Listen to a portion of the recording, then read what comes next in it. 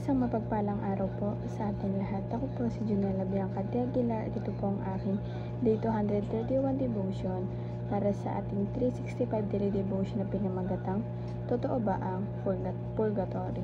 Sabi po dito, at ang topic natin ngayon ay Purgatory. Sabi po dito yung concept na Purgatory is a temporary state for souls who die in God's grace but still need purification from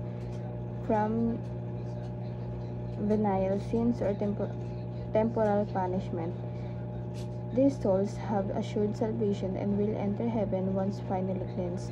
It is not a second chance for the damned, but the final stage in the journey to glory.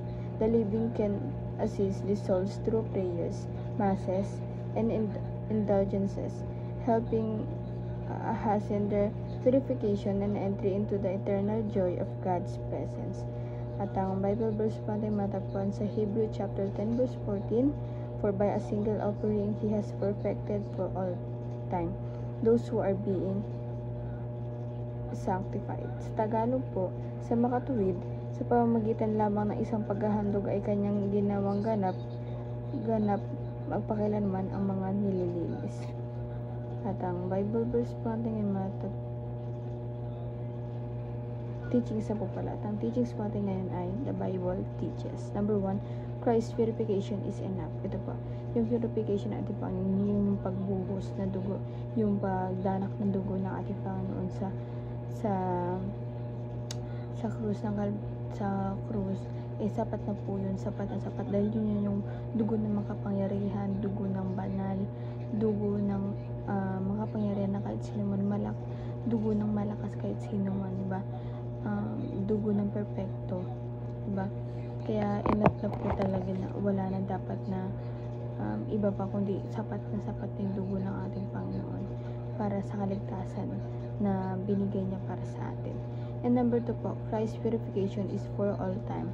Ito po yun, yung kaligtasan na binigay sa atin ng ating Panginoon ay panghabang buhay, for all time yun.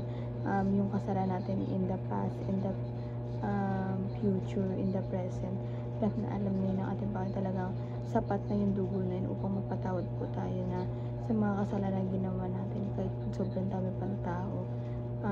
Talagang kayang-kayang patawarin ng ating Panginoon, kayang-kaya niya rin mahalin.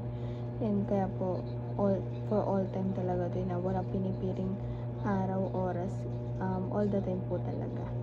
And number 3 po, Christ's purification is received by faith. Ito po, yung salvation na inaano natin, na natanggap natin, galing yun sa pananampalataya natin through faith. Na kung syempre kung may pananampalataya ka, syempre may ibibigay sa yun sa atin, yung ating Panginoon ng salvation, na which is yung purification niya na, diba, enough and all of, and for all time. Kung talagang swerte, hindi maswerte ka pa talaga sa maswerte kung tatawagin, kasi talagang kahit na gano'n tayo kasama, madami tayong kasalanan, talagang lagi tayong pinapatawad ng ating Panginoon. And the application naman po, paano ito apply sa ating buhay, how to receive purification. Number 1, repentance.